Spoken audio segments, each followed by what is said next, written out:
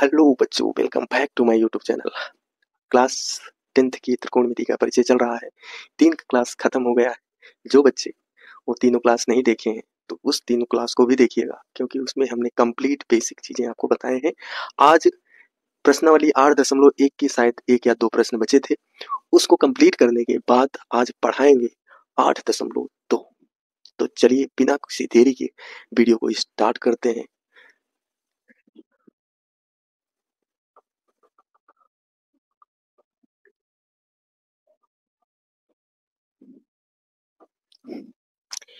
ये रहा प्रश्नावली 8.1 का 9वां प्रश्न।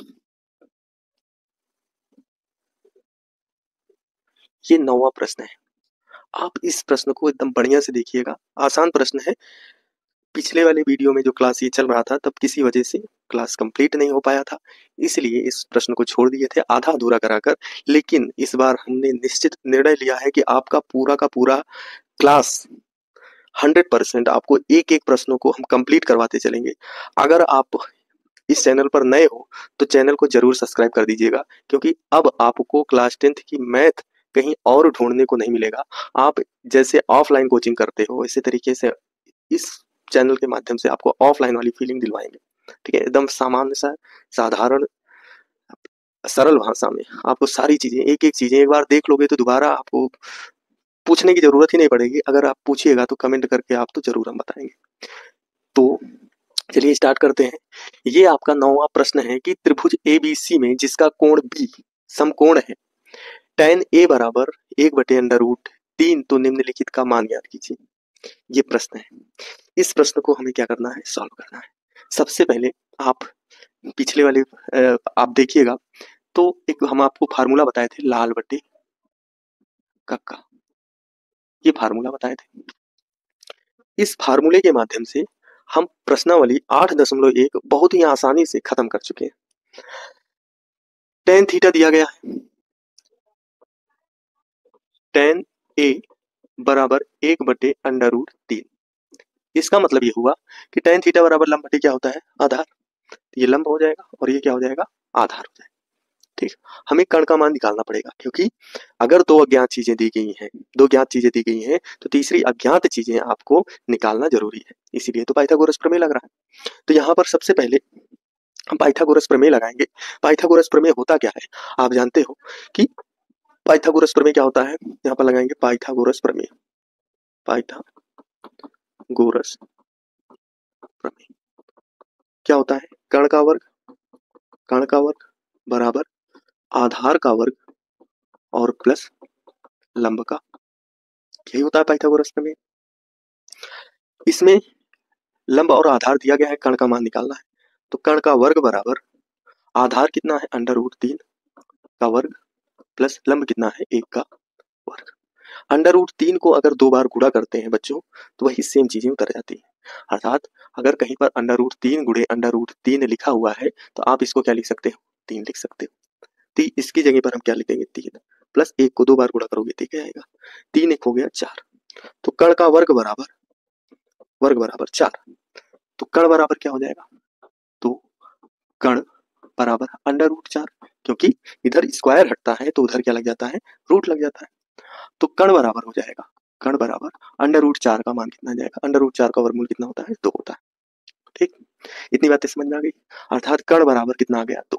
अब इसको थोड़ा सा एक बॉक्स में लिख लेते हैं कि L बराबर आया है 1 और A बराबर आया है √3 और K बराबर 2 हो गया। ये चीजें एक जगह पर ऐसे लिख लेने से क्या होगा, आप कंफ्यूज नहीं रहोगे। आपका जो प्रश्न है, वो जो आंसर होगा वो सही एकदम परफेक्ट आएगा। तो आगे हम देखो,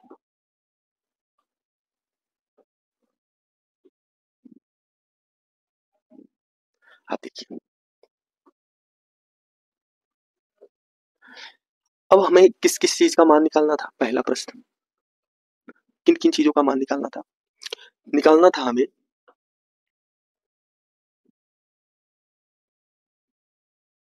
देखिए, इसी चीज का मान निकालना था। ये देखिए, ठीक, किसका, पहला है sign A cos C plus cos A sign सी। चलिए चित्र बना ही लेते हैं, क्योंकि बिना चित्र का काम नहीं चलेगा। एक समकोण त्रिभुज की रचना करें। ठीक, इसको अगर हम ए मान ले, इसे बी मान ले, इसे सी मान ले, ये 90 डिग्री हो जाएगा। ठीक, तीनों मान दिया गया है। लंब कितना दिया गया है? 1। आधार कितना दिया गया है? √3। और कर्ण कितना दिया गया है? 2। ठीक, पहला प्रश्न का जो आंसर है इसमें कह रहा है कि साइन ए, ठीक, cos C plus cos A sign सी। अलग अलग मान दिया गया है, मतलब आपको साइन ए का मान, कॉस सी का मान, कॉस ए का मान, साइन सी का मान निकालना है। कुल मिलाकर आप अगर अलग से sign A, sign A, sign C, cos A और कॉस सी, इन चारों का मान निकालोगे तो दोनों प्रश्न बहुत आसानी से समझ में आ जाएगा। देखो, पहले थोड़ा बेसिक समझने में थोड़ा सा टाइम लगता है। अगर आप बेसिक पूरे बढ़िया से कंप्लीट सीख गए हो तो प्रश्न मान निकाल लिए हो तो प्रश्न में रखने, मान वो प्रश्न सिंपल सा रख दीजिएगा, आ जाएगा कैलकुलेशन करने के बाद। तो हमें सबसे पहले क्या करना है बच्चों? सबसे पहले मान निकाल कर रख लेना है। ठीक, तो साइन ए, साइन थीटा बराबर क्या होता है? लंब, क्या होता है? लंब बटे कर्ण, लंब बटे कर्ण हो गया। साइन सी चाहे कहें तो भी लंब बटे कर्ण होगा। कॉस थीटा बराबर क्या होता है? आधार बटे कर्ण, और कॉस सी मतलब वही आधार बटे कर्ण, ये भी हो जाए। ठीक, अब मान देखिए, अगर हम थीटा को ये कॉस साइन ए कहा है ना, अगर थीटा ए माने हैं तो इसके सामने वाली भुजा लंब, इसके विपरीत भुजा आधार हो जाएगी। अभी तो यही होगा जो पहले प्रश्न में दिया गया वही रहेगा। तो इसमें देखिए कि लंब कितना दिया गया है? 1। लंब कितना दिया गया है? 1 बटे कर्ण कितना दिया गया है? 2। तो साइन ए का मान कितना हो गया? 1/2। अभी इसी तरीके से कॉस ए का मान याद कीजिए, कॉस थीटा बराबर आधार बटे कर्ण, आधार कितना है? √3, और कर्ण कितना है? 2। एक तो मान खत्म हो गया। अब दूसरा देखिएगा, जब हम थीटा को इसे मान लेंगे, थीटा इसे मानेंगे तो इसके सामने वाली भुजा क्या हो जाएगा? ये हो जाएगा लंब, और ये हो जाएगा आधार। ठीक, तो लंब कितना दिया गया है? लंब दिया है √3, √3। आधार कितना दिया गया है? 1। ठीक, इधर आधार कितना दिया गया है? 1, और कर्ण कितना दिया गया है? 2। ये आपका सारा मान निकल कर आ गया।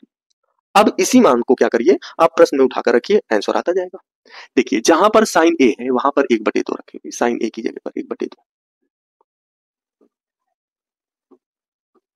ठीक, गुड़े कॉस सी की जगह पर, कॉस सी की जगह पर 1/2 रखेंगे, प्लस कॉस ए की जगह पर क्या रखेंगे? कॉस ए का मान कितना है? √3/2 गुड़े साइन सी का मान कितना? √3, √3/, एक सेकेंड, लंब बटे कर्ण ना, तो 1/2 होगा ना, ये नहीं कह रहे गलती कैसे हो गया। ठीक, इसको सॉल्व करने का तरीका क्या होता है? अगर बीच में गुणे का निशान होता है तो ऊपर ऊपर का गुणा, नीचे नीचे का गुणा। तो 1 के नंबर 1, 2 दूना 4, प्लस √3 गुणे √3 का मान कितना होगा? 3, और 2 दूना 4। इतनी बात समझ में आई? इतनी बात समझ में आ गई है तो सॉल्व करते हैं। साधारण सा भिन्न हो गया, एलसीएम लेते हैं। ये 1 + 3 कितना आ गया? 4/4, और 4/4 कितना है आंसर? 1। ये इसका आंसर, पहले का आंसर निकल कर आ गया। देखो ये कैसे निकला? सबसे पहले हमने जो ये मान निकाल कर रख लिया था, ये मान बहुत महत्वपूर्ण है, इससे आपके प्रश्न में गलती नहीं होने वाली, तो इसलिए मान निकालना बहुत आवश्यक होता है। अब हम आगे बढ़ते हैं, ठीक है, दूसरे प्रश्न की तरफ।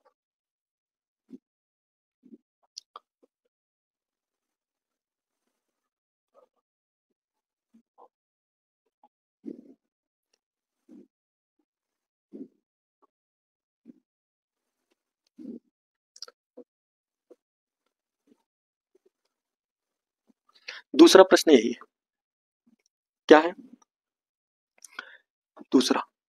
Cos A cos C minus sign A sign सी, ये दूसरा प्रश्न है हमारा। इस प्रश्न को देखते हैं। अब देखिए, मान जो निकाले हो उसको आप ध्यान में रखिएगा हमेशा, क्योंकि मान बहुत जरूरी है।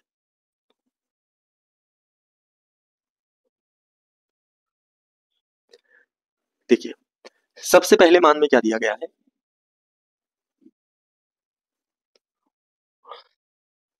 कह रहा है कॉस ए, तो कॉस ए का मान कितना है? √3/2,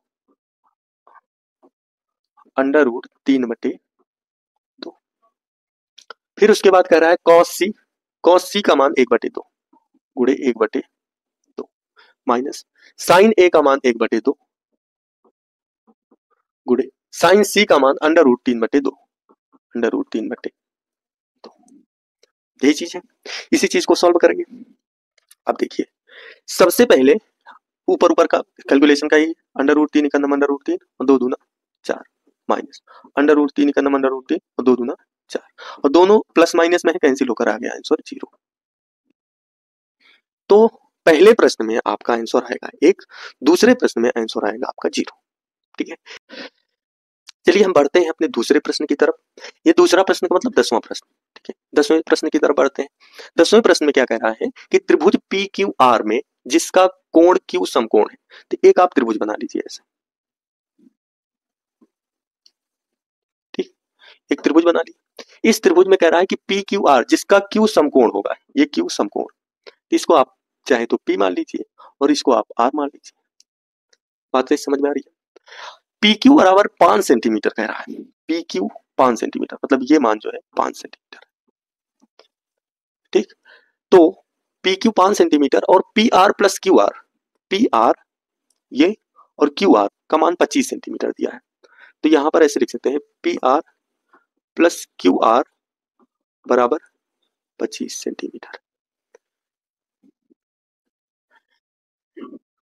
चलिए, तो यहां पर हम मान लेते हैं कि यहां पर लिख देते हैं कि माना, लिख दे माना क्यू आर बराबर एक्स, यही एक्स यहीं पर रख दे। तो पी आर प्लस एक्स बराबर 25 सेंटीमीटर। तो पी आर बराबर कितना हो जाएगा 25 माइनस एक्स। तो देखिए यहाँ पर सारे मान रख देते हैं, क्यू आर की जगह पर एक्स हो गया, पी आर की जगह पर 25 माइनस एक्स हो गया। बातें समझ में आ रही है? अब इसके बाद क्या करेंगे, अब देखिए अब क्या करना है, लगाना है पाइथागोरस प्रमेय। तो यहाँ पर लगा दीजिए पाइथा, यहाँ पर पाइथागोरस प्रमेय, पाइथागोरस प्रमेय। ठीक, समकोण त्रिभुज पी क्यू आर से कर्ण का वर्ग बराबर आधार का वर्ग और प्लस लंब का वर्ग, यही होता है पाइथागोरस प्रमेय।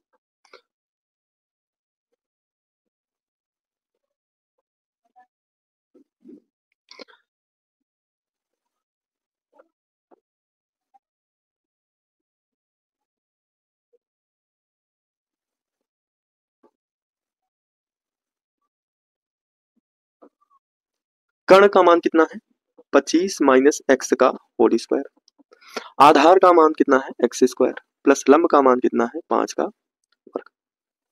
यहाँ पर देखो a माइनस बी का होल स्क्वायर, फार्मूला जानते हो a माइनस बी का होल स्क्वायर का क्या होता है, a स्क्वायर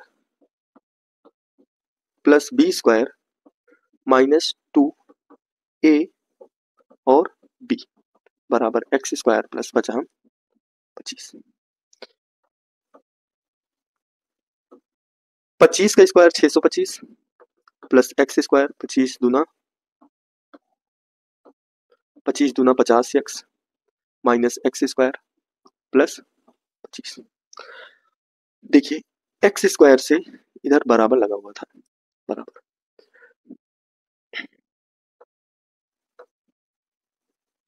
अब क्या करना है, पक्षांतर कर, तो 625 plus x square minus 50 x minus x square minus 25 बराबर 0। ये प्लस माइनस हो जाएगा कैंसिल। ठीक, इसके बाद जो है 625 में से 25 घटाओगे तो कितना हो जाएगा 600 माइनस 50 एक्स बराबर 0। हमें क्या करना है, एक्स की वैल्यू निकालनी है, हमें क्या करना है एक्स की वैल्यू निकालनी है। तो अगर हम 600 को यहीं पर रहने दो, 50 को उधर करेंगे तो प्लस 50 एक्स हो जाएगा, क्योंकि गुणा पक्षांतर होता है तो भाग में जाता है, भाग पक्षांतर होता है तो गुणे में जाता है, प्लस पक्षांतर होता है तो माइनस में जाता है, माइनस पक्षांतर होता है प्लस में जाता है। ये किसका नियम है, ये पक्षांतर का नियम है। तो अगर हमें एक्स की वैल्यू निकालनी है तो 50 एक्स को यहीं पर रहने दो, ठीक है, एक्स को यहीं पर रहने दो, 600 अपनी जगह पर है, 50 इधर एक्स के गुणे में ही इधर आएगा तो भाग में हो जाएगा, 5 से 5 कैंसिल हो जाएगा। ठीक है, 5 से 5 कैंसिल, 0 से 0 कैंसिल हो जाएगा, 5 से काटेंगे 5 का 5, 5 दूना 10, कितना आ गया 12। एक्स बराबर कितना आ गया 12। अब यहाँ x की वैल्यू बाहर आ गई, लेकिन अभी एग्जैक्ट वैल्यू हमारा नहीं आया। रीजन क्या है आप देखिए नीचे, यहाँ पर देखो हम सारी चीजें माने यहाँ पर। अब यहाँ x की वैल्यू यहीं पर रख दे तो हमें यहाँ पर मिल जाएगा। देखिए यहाँ पर क्यू आर की जगह पर क्या रखेंगे, क्यू आर बराबर x मतलब 12 सेंटीमीटर, और पी आर की जगह पर क्या रखेंगे 25 माइनस 12। 25 में से 12 जाएगा तो कितना आएगा 13। ठीक, अर्थात इस कण का मान आ गया है आपका कितना 13 आ गया है, और आधार का मान आपका कितना आ गया है 12। बातें समझ में आई?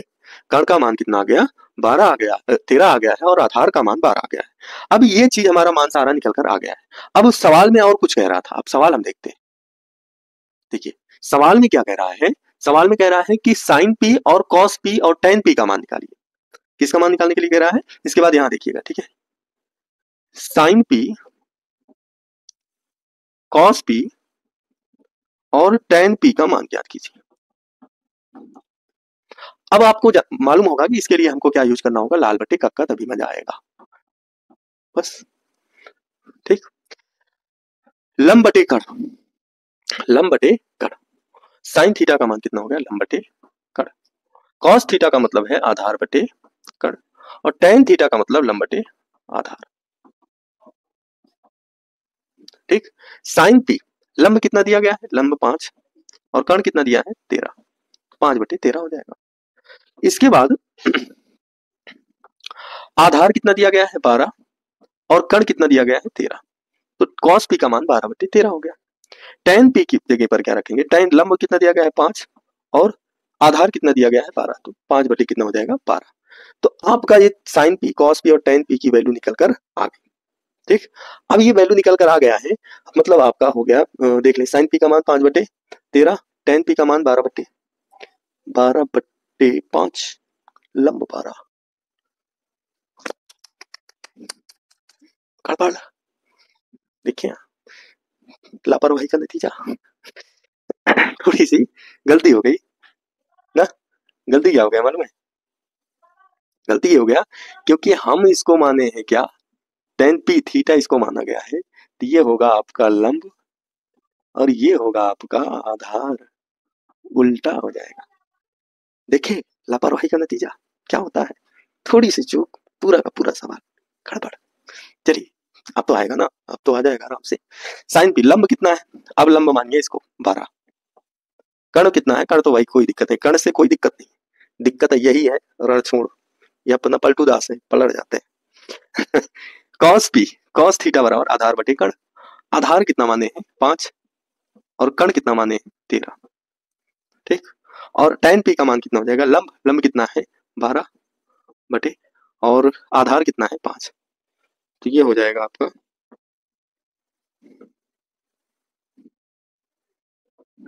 12 बटे 5। अब तो मान सही आया, साइन पी का मान 5 बटे 13, साइन पी का मान 12 बटे 13, साइन पी का मान 12 बटे 13, कॉस पी का मान 5 बटे 13, टेन पी का मान 12 बटे 5, अब आ गया सही। अब आप लगा लीजिए इसे, ठीक है, रोक रोक कर लिख लीजिएगा। चलिए अब हम अपने अगले प्रश्न की तरफ बढ़ते हैं। आपका ये 10 प्रश्न खत्म हो गया। ठीक, हमारा अगला प्रश्न क्या है, वो ये आपका था लास्ट प्रश्न, लास्ट क्वेश्चन। ये आपका एक प्रश्नावली कंप्लीट हो गई है। ठीक है, ये प्रश्न हम ये 11वां प्रश्न नहीं लगवाएंगे। अब रीजन समझिएगा, 11वां प्रश्न क्यों नहीं लगवाएंगे। रीजन यह है बच्चों कि ये वाला प्रश्न जो है, पीछे वाली जो बैच क्लास है, पीछे वाले नहीं, आगे वाली जो क्लास है, आगे वाली क्लास का मतलब जो 8.2 है उससे संबंधित है। इसमें दे दिया है, तो अभी अगर हम बताएंगे भी तो आपको थोड़ी सारी बातें आपको समझ में नहीं आएगा कि ये और कैसे रहा है। तो इसके लिए आपको क्या करना होगा, थोड़ा सा इंतजार। आप अगले वीडियो में इसको सबसे पहले इसी को करवाएंगे। ठीक है, मतलब 8.1 की बेसिक क्लास आप अगर ले लोगे तो 11वां प्रश्न आपको हमसे पूछने की, हमें लगाने की जरूरत नहीं होगी। हमें आशा है कि आप लोग कंप्लीट कर लोगे, क्योंकि हमें मालूम है कि आप बहुत ही होनहार छात्र हो ना। तो पहले आपको क्या करना होगा, थोड़ा सा इंतजार करना होगा हमारी अगली वीडियो की। तो बस आज के लिए इतना ही, बाकी बात होगा कल नए प्रश्नावली नए क्लास के साथ। तब तक के लिए जय हिंद।